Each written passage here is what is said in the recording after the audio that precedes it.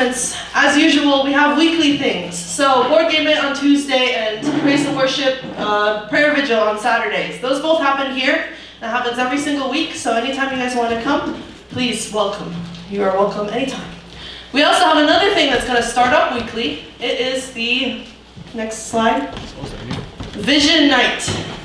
So this is run by our missionaries, Gino and Deum, and then every Friday they want to hold a Vision Night where they're going to give some kind of talk or presentation. We're going to have some food. They're going to have also praise and worship and just a nice mini gathering. So if you guys feel like home base is not often enough, you guys can come on Fridays and we'll all probably be there anyway. So we'll see you there too. New Jersey Family Church is hosting our Christmas party. Okay. So it is going to be on the 21st. I don't know that. Is that a Saturday or Sunday? Saturday. Oh. Saturday. Okay, that sounds great. So yeah, it's going to be here, and usually this party is big. This is not just like a home-based party. It's not just a young adult party. This is like the whole community. So we've got all sorts of, there's the bazaar with all the different stations of people selling things and foods and all those different tents and stuff, games and crafts. There's a talent show, there's dinner at 7 p.m. It's kind of a whole day event thing. So I hope to see you all there, and I hope you guys really enjoy. There's a QR code there to sign up, register, but also that will be going out on every church media page. So if you don't get the code here, you can get it somewhere else. And then, coming up in January, this is something that Denthew's been announcing. This is something that's kind of national big news. We have this Rise Up workshop. It's a Peace Starts With Me. It's going to start off with a music masterclass, and it's going to continue on with True Parents Life Course workshop. It's going to be for 3 days, starting on January 9th. This is going to be in New York City. It's going to be really big. It's a national thing. People are going to be flying in. And also the talks are going to be given by Reverend Kevin Thompson. And I don't know if you guys know, but he's like one of the best lecturers I've ever heard. His talks are hilarious, they're relatable, they really capture the heart and essence of what he's trying to convey. And so it's a really, really beautiful way to learn about your parents, learn about our founders, of our movement, of CARP, of all the different organizations that have worked together. And it's also a great way for Peace Starts With Me, because at the end of that, on the 12th, we're having a massive music festival. It's going to be in New York City in the, what's that place called? In the Hammerstein Ballroom of our center. What's the building called? Manhattan Center. Okay, everyone knows better than me. I'm sorry. But yeah, I don't know if you guys have been there, but it's so cool. It's so huge. We want hundreds and hundreds of people to come. So that means all of you. We would love to have you to come to the workshop and come join as part of the big event. And now we have a presentation from Yasu, who wants to talk to us about the Changwon-gun. So I'm going to turn it over to him, and he has his own presentation he wants to share with us.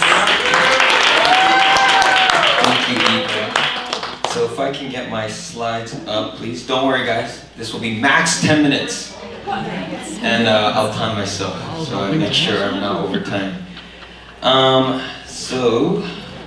Is the slide up? Not yet.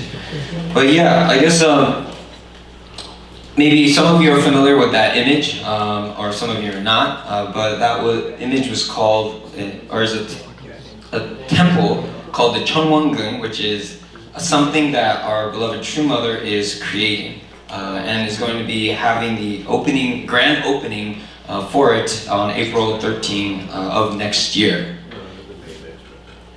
Next slide, please. So then, yeah, that's another overview shot of what it already looks like, the exterior, and they're still constructing and just doing the final touches on the insides. And so what is it exactly? Well, we know that our true mother, Mother Moon, is the one enacting this temple, so let's read some of her words to understand what is this about. So first, Mother says, there should be a building. Cheonjeonggun, the palace, was not enough. The Chunho temple for Heavenly Parent had to be built. So we know that this is a temple for Heavenly Parent, our God. However, Oh, she also says, during the same beautiful spring season in 2023, Cheonmongun and especially the Cheonho Sanctum, the holy temple where we can attend the Heavenly Parent, will be dedicated. Every citizen of the world, without exception, must know about Heavenly Parent and true parents. And that she said that back in 2020. So from this quote, I come to understand and realize that yes, it's also for Heavenly Parent, but it's also for the whole humanity. True Mother wants all of humanity to be able to come to this place and to be able to experience Heavenly Parent in this sacred place, which we can also synonymously call it's God's house. And now I know, for those of us, we're faithful and we pray in our homes, at churches, and we might think like, well, if we pray and call God, then isn't like God, this place that we pray in, God's house? Maybe so. I can't say for sure because I can't see spirits and how God works. But there is a clear intention that our Mother Moon, True Mother, wants to build a house dedicated for Heavenly Parent, but also because it's for Heavenly Parent, it's meant for all of us as well. And so I just want to kind of to go further. Headquarters or nationally, our movement is collecting donations because despite being because it's such a huge building, it actually does cost a lot to be able to create and build up. And so we, as nationally, have divided up some different levels of donors, and these are just some of the amount and the categories that we are asking people to make, as well as we will be categorizing. And next slide. And here in the NJFC means New Jersey Family Church, so this local church, we have quite a few of people, especially 131 people and 2 businesses who have already contributed to this certain amount of donations. And as you can see, like, these numbers are not small. The smallest donation that we are asking of 1 unit is $800, and that's an $800 that I can definitely use for rent or whatever. But so many of our brothers and sisters have already made that commitment and made the offering. And this next slide. And these are just some of the images that headquarters really want to recognize everyone who have donated, and these are just of the few that were mentioned. So, seeing the bigger picture, or the whole picture, in this year of 2024, so far up until the end of November, there have been 272 donors to the local church who have made at least $10 or more on a monthly donation. And out of the 272, 65.8% have made a contribution to the Cheonmongun donation. And this is like even those who have made, who donated even less than 800, just any contribution that brothers and sisters made, out of the many 272, 65%. But I also want to show that out of those 65%, actually only 6.6% are from the next generation, our peers, our age group. And I know we can do better. And this is where what I'm here to basically ask of you, let's do what we can to be able to make this contribution to this Cheonmongun Fund. And it's a building that's out in Korea. And you might think, oh, we're building up another building, or like I don't fully understand what it means. But at least, for True Mother, she is setting this for Heavenly Parent. And her intention is that once it's built, it's also accessible for the sake of all of humanity. So for you and me. Next slide.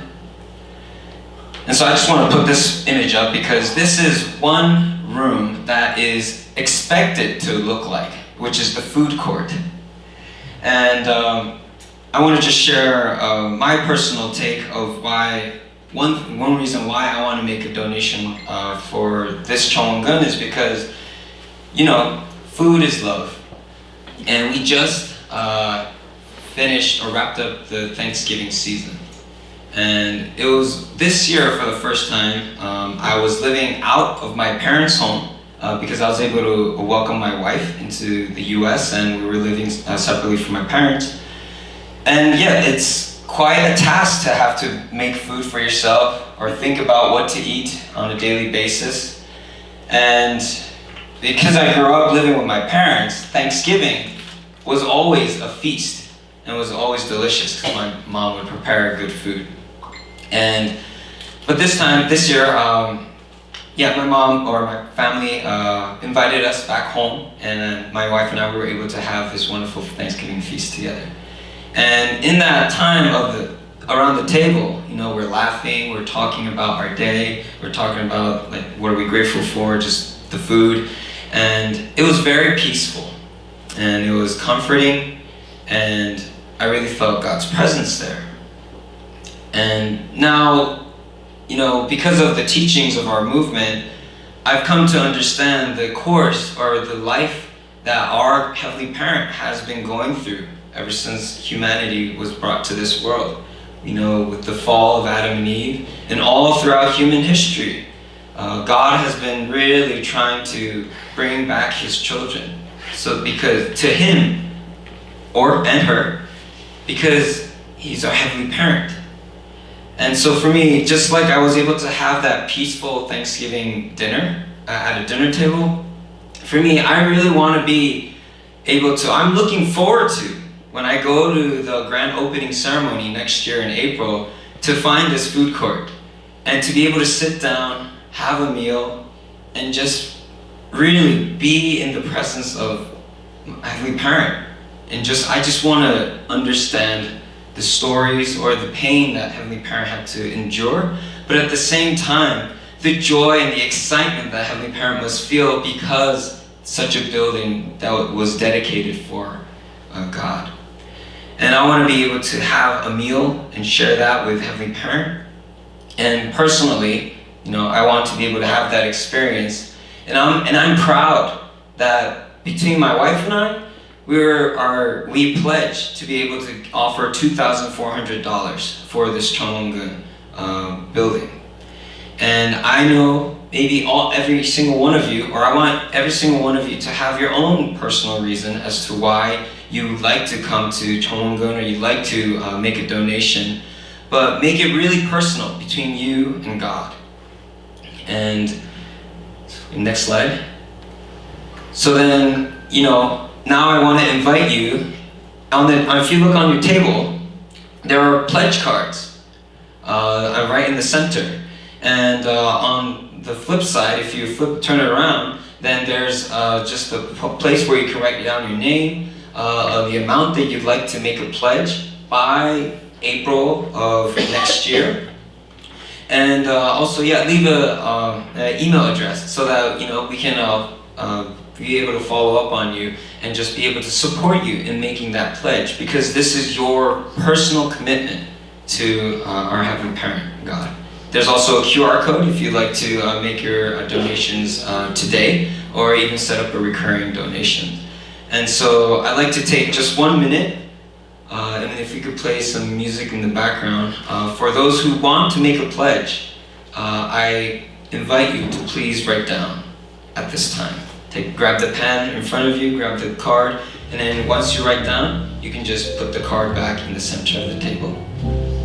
I just want to say thank you for taking the time to listen to my story and my reason as to why I'd like to really invest into this project with True Mother.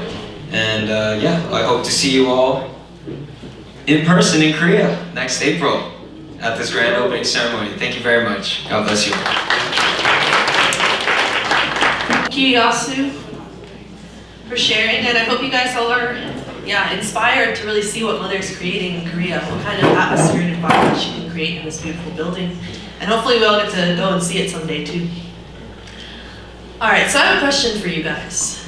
Who here finds it easy to trust other people? Okay, a few hands, easy to trust. Who here finds trusting other people difficult?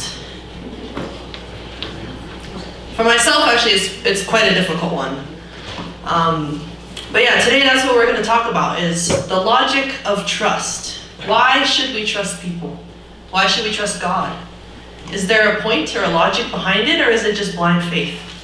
And all of these things is something that Audrey's going to go into today. And so I'd like to help welcome up Audrey Themen to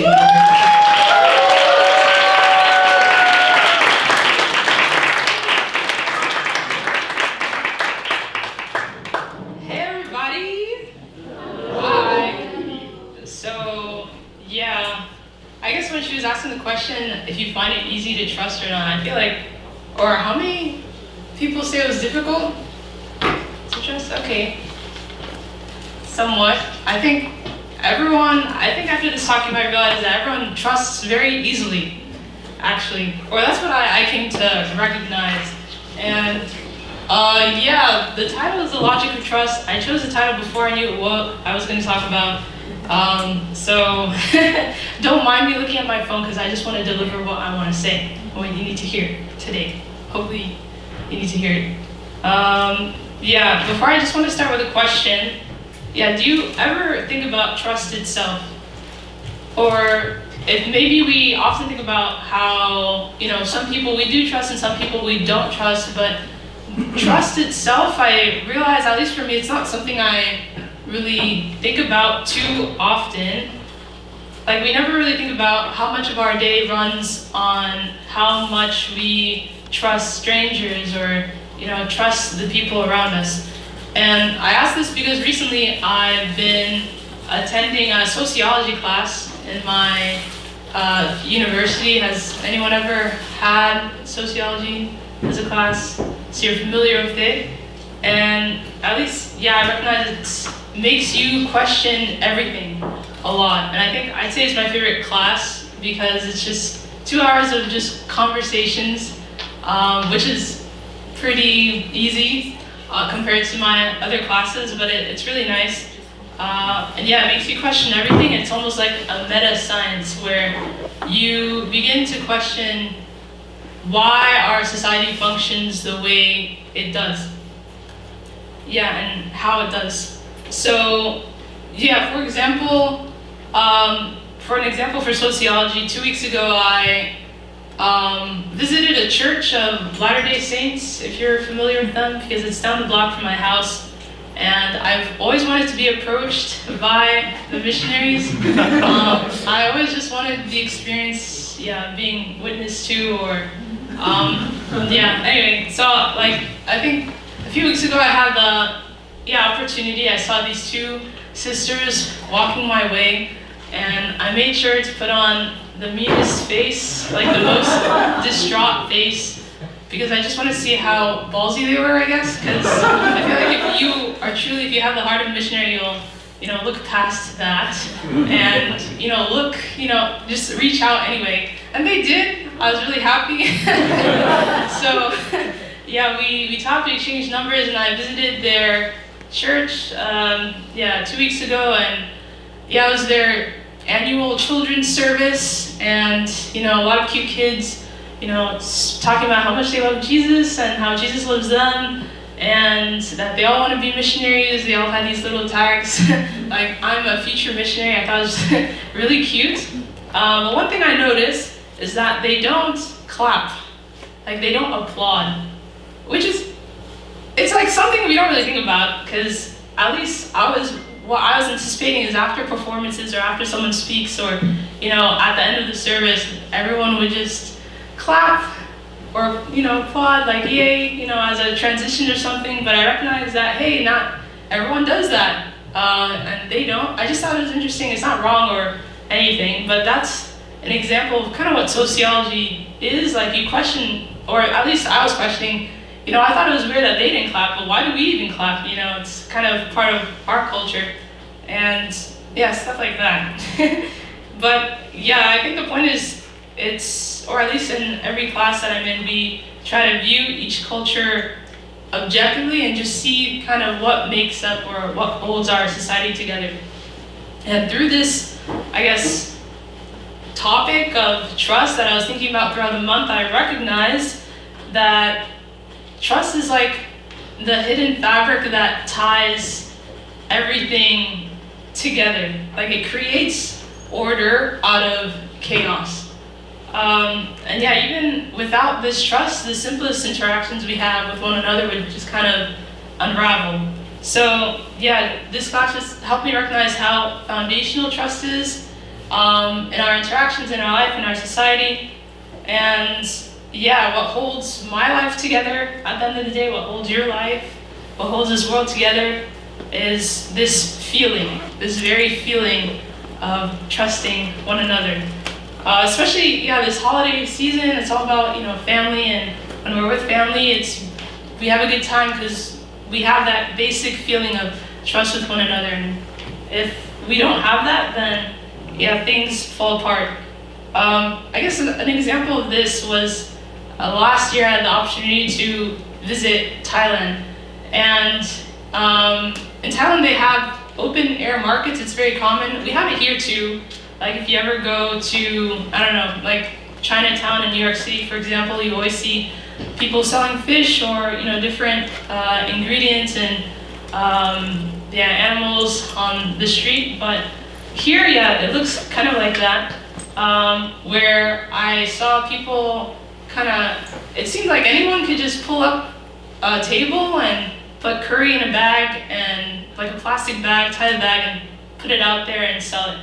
And I thought it was interesting, and I had the opportunity to share at least how Thailand was compared to America when I was there in front of an audience. And one thing I shared is it just seemed kind of bizarre to me that it seems anyone can sell anything, whereas in America, even if you have a lemonade stand, you most likely will have someone who walks up to you asking, "Where's your permit?" Or, "Where's your paperwork?" Or, "Who said that you can be here?" So, and at least in their society, it's a lot more, I guess the feeling of trust and family is a lot stronger than here. But I thought, yeah, it also just kind of makes sense why, at least in Western society, we find it more difficult to trust each other because there's a lot of history that comes with that, that causes us to feel, divided or a bit mistrustful. And yeah, I had another experience where I could feel, the significance of trust in our society, and again, it was in my sociology class. Every week there's a topic where, it's about, some aspect of our society, and two people have to give presentations. And we get to choose these topics at the beginning of the semester. And I chose the topic of cults because I saw that with each topic you can see the assigned reading, and it was on deprogramming in the 70s. And I was really interested. I mean, I could go there, but I won't. But I found, if you ever want to talk about it, I at least was able to read the academic papers behind it or the research behind it, and I came upon interesting conclusions. But I think the biggest takeaway from that is that trust is power. Yeah, it's also why the feeling comes up that if your trust is manipulated or compromised, and then it could be very, very, very detrimental. But then again, mutual trust that we have with one another unites us, unites people with any purpose. And I think that's a force to be reckoned with. And it's, very powerful. So this made me recognize, or at least question, what is the logic of trust? And I found that it's that despite the complexity that we see in our world, despite how complex people are, or that we don't understand everything, we still choose to trust because we can't navigate life without it. So, for example, driving here, I trusted that if I follow the traffic lights, I won't hit any cars and no cars will hit me. Or, even afterwards, we're gonna have hot chocolate. And I trust that, when I drink this hot chocolate, I will not have diarrhea, or I won't have any poison or some sort of strange things. Because even though I don't know exactly what's in the hot chocolate, I know there's cocoa powder. I know in the US there's like a lot of other ingredients that aren't necessarily legal in other countries, but they're legal here, but still it's, I can trust that I will be fine. But you can see, like, imagine if everyone kind of doubted this, like, doubted each other. Like, imagine if everyone in this room was just suspicious of each other. Like, you can't, just sit down and you feel very uncomfortable. You can imagine it kind of can drive you insane. But yeah, I recognize, without trust in the systems that are in place, without trust in, the very basic things that keep our lives running, that this world would definitely collapse. Just think about it. Who did you trust today without even realizing? Maybe you can think, you trusted the person who drove you here, or you yourself drove here, or, there's many different things that we trust that bring us sanity. And so, without trust is the glue that keeps us together. Without trust, we wouldn't be sane. So this had me thinking, how do we know exactly that we can trust someone or something? And thanks to ChatGPT, I was asking, okay, what are the things that make trust? And so, these are the four pillars of trust that he gave me. So, it's consistency, predictability, integrity, and accountability and forgiveness. So, when we trust something, it meets these four criteria. It's consistent, it's predictable, it's honest, and it's accountable. And if you think about, the people or the things that you trust the most, don't they check these boxes? They're always there, they always show up. And if they fail at some point, you can trust that it, is accountable to whether it's a thing or a person, accountable to its mistakes and moves forward from there. So given these points, what happens when trust is broken?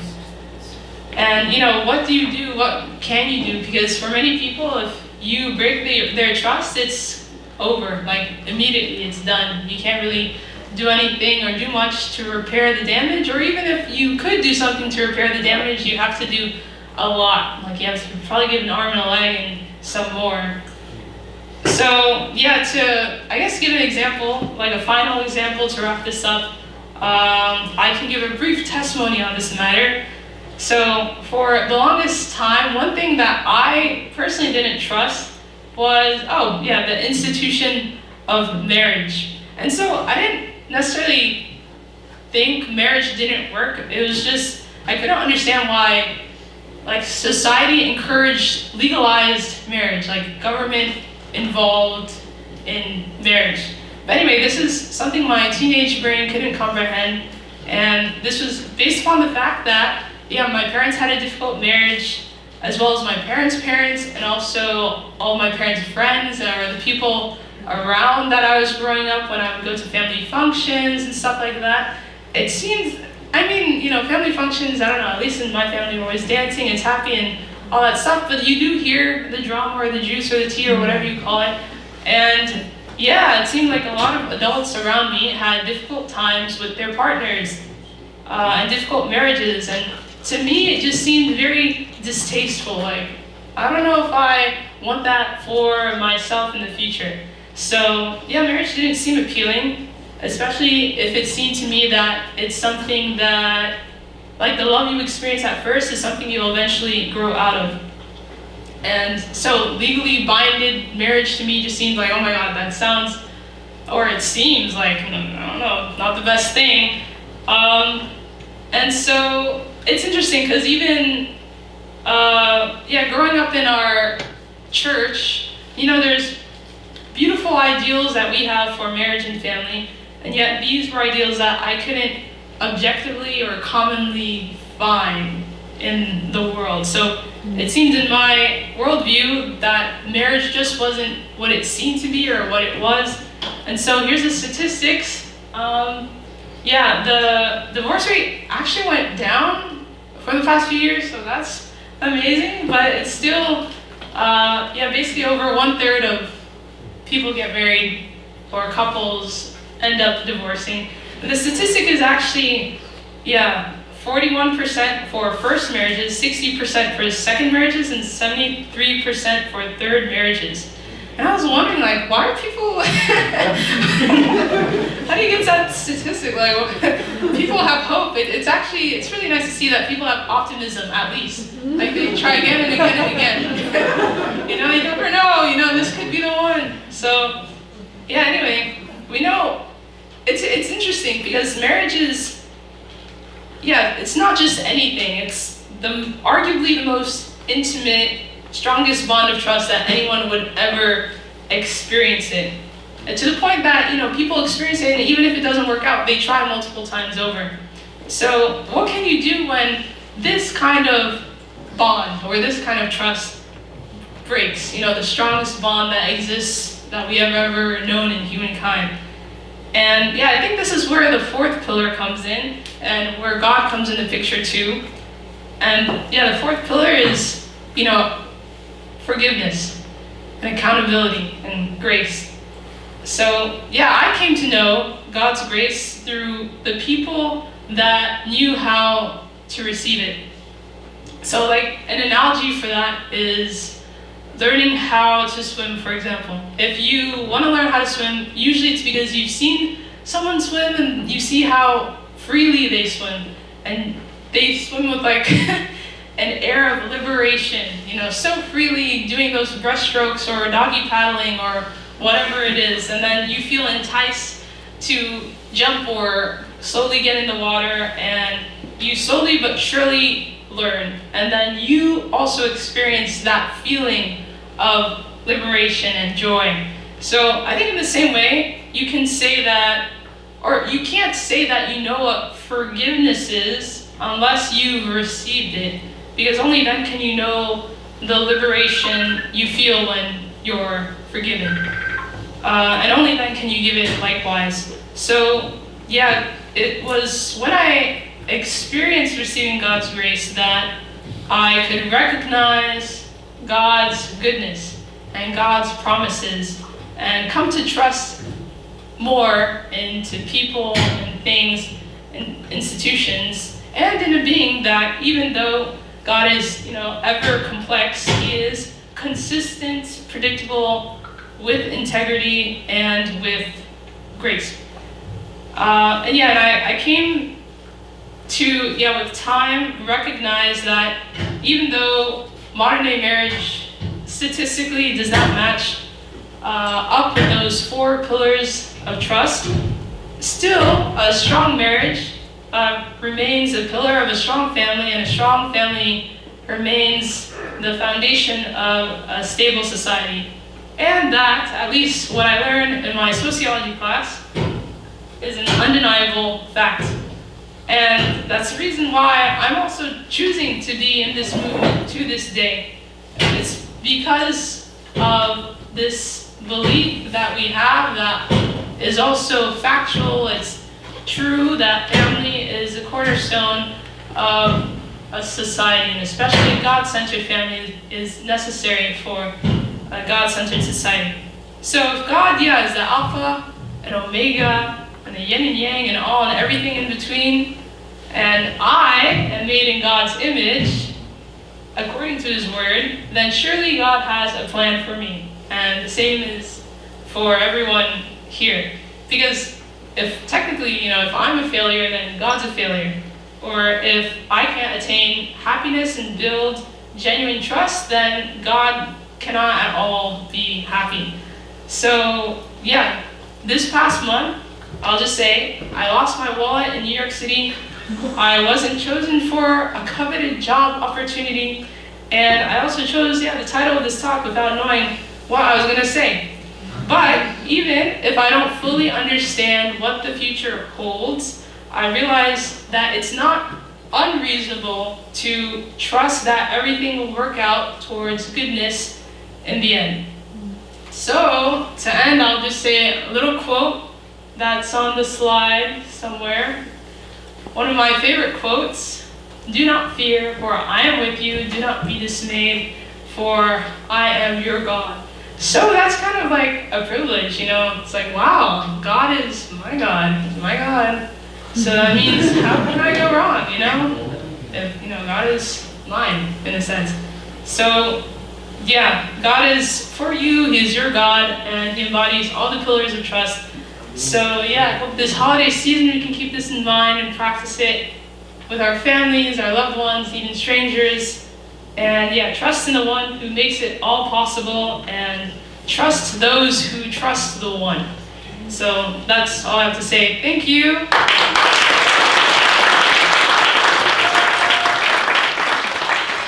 Thank you, Audrey.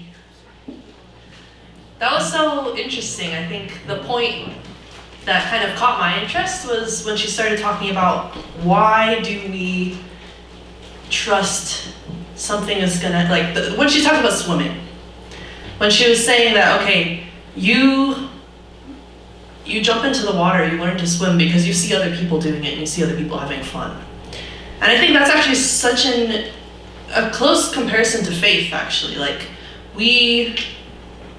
starting out your life of faith, you don't have very many experiences with God. When you're younger or when you haven't really had a lot of faith experience yet, but you see other people that do. There are so many other people in this world that love God so deeply, and you wonder why. Why does this person have this experience that I've never had? And that's what causes you to kind of be curious and look into faith and try it out. And try different things that maybe they tell you to do or advice that people give you. Like, oh, maybe you should pray. Oh, okay, let me try. And then the more you do the thing, you trust the other people, you do the thing, and then you have your own experience. And kind of at that point, because you've experienced it, you no longer need to trust. So I thought that was interesting, just kind of my own thought about trust. Trust is only necessary until you have an experience, and then you don't even need to trust anymore because it's yours. And that's what Audrey said. God is yours. And kind of, yeah, your experience is your own. And so you have to really go out there and try to have that experience. Yeah, anyway, thank you. That was my reflection. So we're going to move forward into an activity that is going to test your trust. So this is called the prisoner's dilemma. I'm not going to go into the backstory of why it's called that. It's not really relevant. But for this activity, I need everyone to sit at a table. So if you're not sitting at a table, please fill in a seat at a table. And, you know, say hi to your table. This is your team. You guys are going to work together for this activity. All right, so you can see those Uno cards on the table. Don't look at them. There's one red one and then one blue one. So this is what's going to happen. Here are the rules. Your tables are paired up. So basically these two tables, these two tables, these two tables, and these two tables. 2, 2, 2, 2. And you guys are kind of against each other. You have a red card and a blue card. So you guys are going to have like 30 seconds to discuss, and then you're going to hold up a card. If both tables hold up a red card, you each get 5 points. If one table holds up a red card and one table holds up a blue card, the blue table gets 10 points, but the red table gets nothing. And if both tables hold up a blue card, both of you get negative 5 points. So this is going to be a challenge, and we're going to kind of see who in the room can win and get the most points. Actually, Jesmar, those papers in the back, can you hand one to every table? And can we have a designated scribe for each table just to write down the points? Don't miss. We just signal. Yeah, just one piece of paper per table. It's just a blank paper for them to write points on. Yeah, just blank. So are we competing just against the other table or against like the entire So the points are going to be counted against the other table, but the whole room is going to compete. So we'll see within the whole room who has the most points. No, I don't really care. I'm down to just put red the entire time. All right. And then just divide. Yeah. So I'll give you guys 30 seconds to strategize. What do you guys want to do? Do you want to throw out blue cards and hope the other table hits red? Do you want to start with red cards? And what are you guys going to do? Alright, is everybody ready? We're going to do 5 rounds. And after 5 rounds, we'll count the total number of points and see who's the winner. Yeah. There's nothing at stake. So,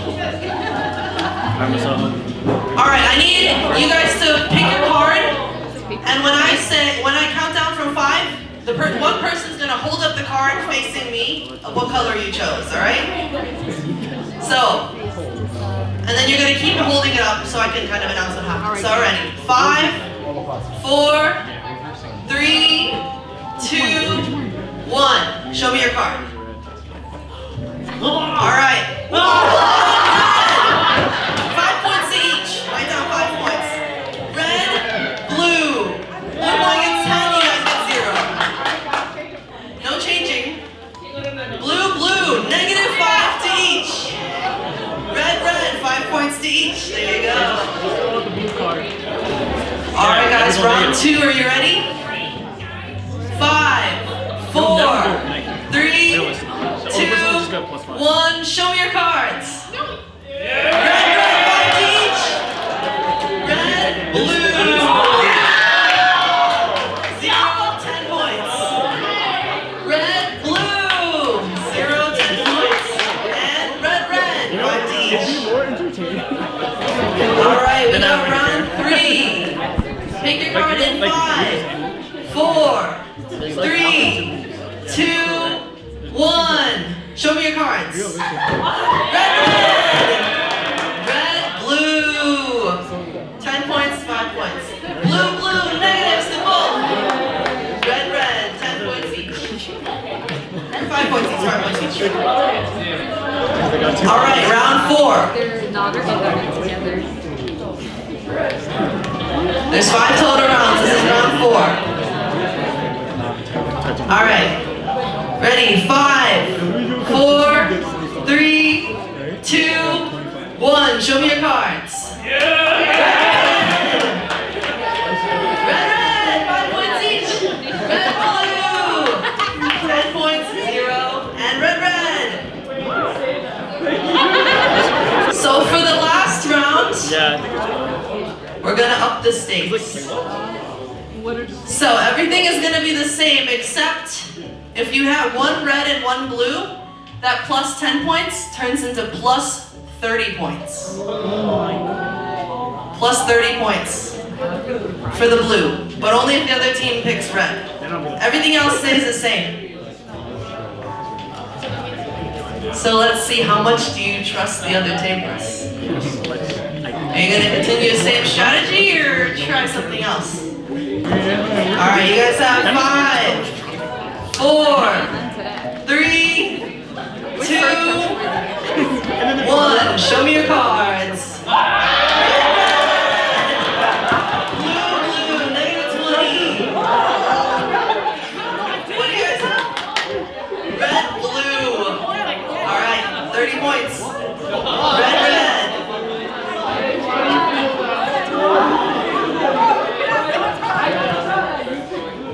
Personally, I like the strategy of our end tables here. But let's see how we added up.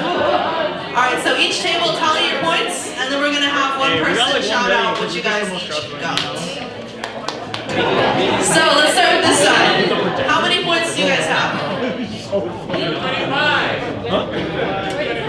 25. Actually, we did that. 25. This side? 25. 25. They trust each other. All red the whole time. Now let's see what happened here. This table? 0. 0.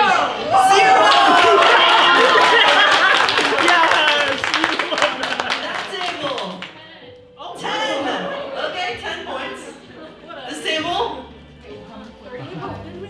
35. Okay, 35. Back table? 15.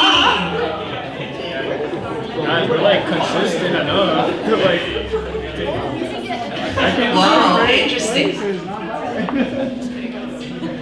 Okay, so like, I guess like real life, 95% of the time it works and then sometimes it doesn't. My hope was that the red tables, if everyone did all red, they would win. But this table is crazy. Because what happened is everybody else who cheated got like lower than 25. You'd be at 50 actually. But except these guys. Yeah? Basically what happened was we figured out that it's hard to build up trust after flaws, but it's easy to trust after even after people I don't know. If you deceive people, then it's hard for people to trust you. But for people who that do the deceiving, it might be easier for them, like, yeah, to trust others because once they see that. So basically, I felt like because their team saw that in the beginning we wanted to trust, they're probably like, oh, probably for this time, like, we can trust them. But from our perspective, like, oh, because they did like from the beginning they didn't want to like work with us, so from there it's like broken. Like, we don't want to trust them again. But not personally, but that's like the thinking about it. Not personally. But does that make sense? I don't know. So I think it kind of connects to the top. I think it makes sense. Like that table hit blue first, and so they never trusted them again. And they didn't feel bad just throwing up that blue card. But these guys, they were doing red in the beginning, so they started to trust them, and then when they got betrayed, oof, it hurt more. Do we have any more reflections? Anybody from our red tables want to decide why you did what you did? We got 25 points plus our integrity.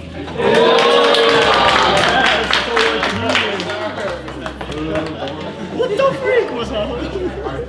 This guy was definitely a person who would put blue. Any other thoughts? Anyone have anything to say? We were pretty consistent about the red cards. When you threw the twist at the end, the first one, there was a bit of discourse about it. But when you threw the other twist, then the doubts for each side kept kind of changing up. So there was a lot of thought put into it, but we were consistent at the end.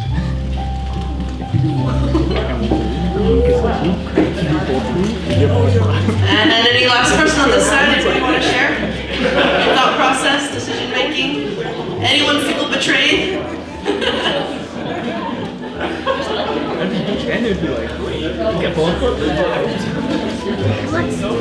Anyway, I thought that was a very interesting social experiment to kind of tie in with Audrey's whole sociology class. Like, I don't know, what kind of person are you? Are you the type of person to trust and to be consistent? Are you the type of person to lose your trust right away and kind of not care anymore? Are you the type of person to just, right away try to screw somebody else for your own personal gain?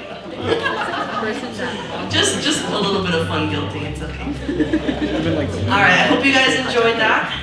So now we're gonna go into our music. So if you guys can help, just pull the tables to the back, pull the chairs out of the way, and let's invite up our New Jersey family band.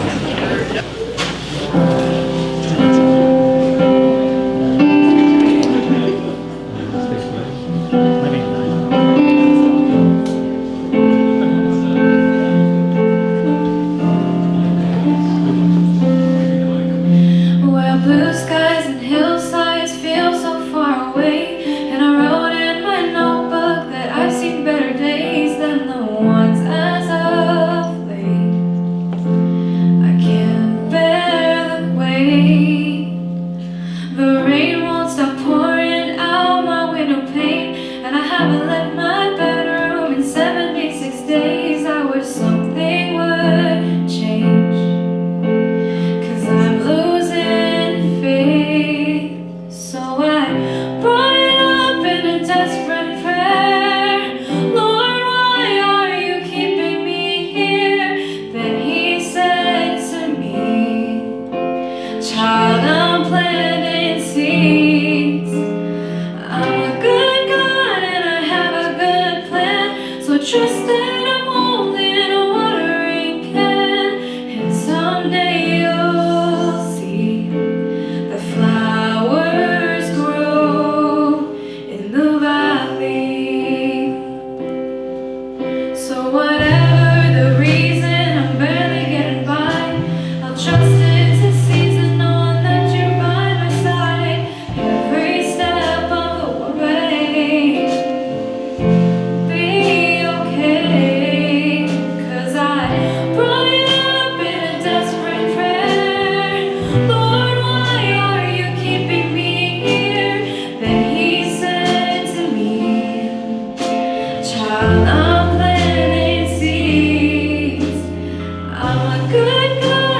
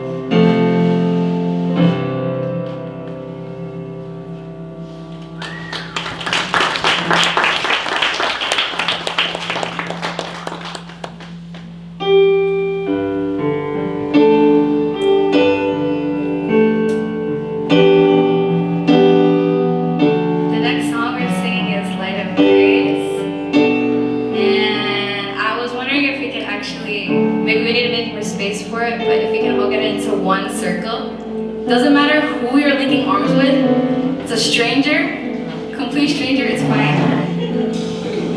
We're all children of God. We're all brothers and sisters. And we're all on the same journey of trusting God.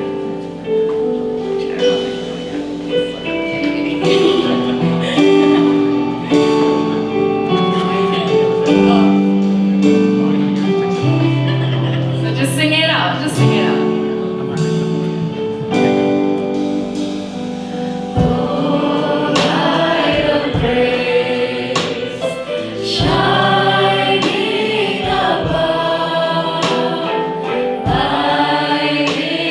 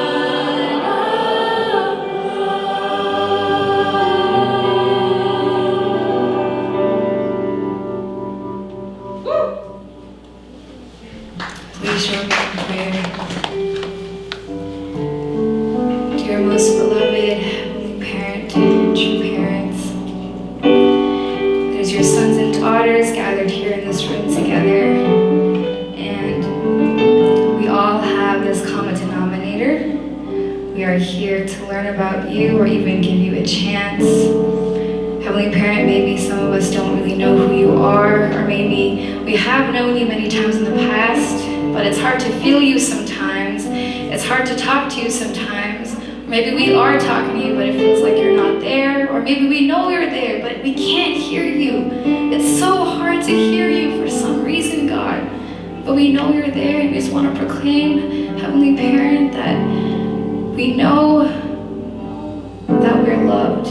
Maybe we can't feel it sometimes, but Heavenly Parent, me as someone who has experienced it so closely and dearly to my heart, I pray every person in this room, Heavenly Parent, can really feel how loved they are. Maybe even if it's not in this moment, God, sometime in this month, sometime in this year, I really pray it's closer than farther away or farther along down the road. But Heavenly Parent, I really pray that everyone here can really come to know your love. Because to trust you is not just to think maybe you'll work. To trust you is not to intellectualize you. It's not to intellectualize what might happen in our lives or intellectualize the kind of person we might be. But trust is knowing that you are molding us. Trust is knowing that all the challenges we've experienced this past year was for a reason. And maybe we've come to see that. Maybe there's fruit already being born. Maybe there's fruit coming to fruition right now in front of our eyes. Or maybe it's not. Maybe it's coming really farther down along the line, or maybe it's happening sooner than we think. But the point is, Heavenly Parent, it all had a reason.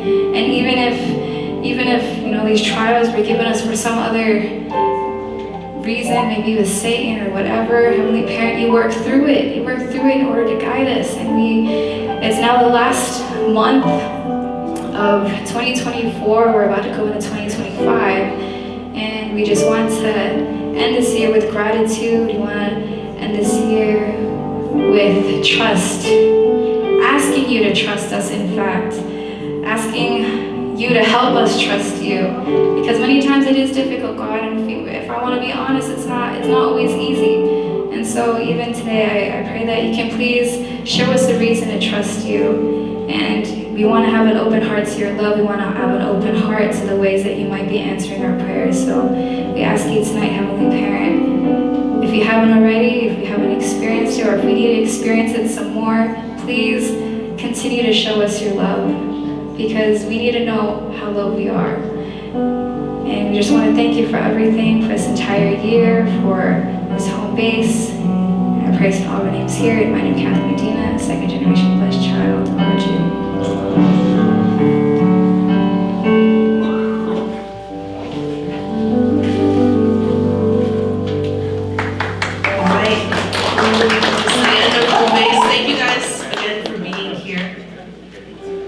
Yeah, it's the last home base of the year, actually, and I don't know, every time this happens, I feel so much gratitude, just to see you all here, and so much gratitude for all the support we're receiving, there's so many people helping out, and I just want to recognize and shout them all out, look at this amazing band,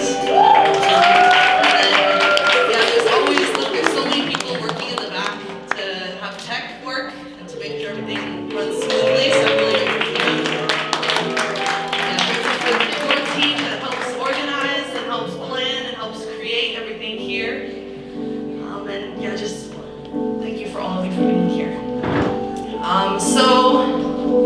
can we put the slideshow back up? Yeah, if you want it to keep happening, we do need continuous support with donations, so whatever you guys can offer, we'd really appreciate. Today we're going to be doing a hot chocolate bar in the back, so we'll get a hot chocolate, and then you can put whatever toppings you want and all those things on there. So I hope you guys can go buy a hot chocolate, and all the proceeds, of course, go to help support home base. And I also just wanted to let you guys know that for January, we're going to take a break. So we will not host a home base in January. And so we'll see you all back here in February next year, 2025.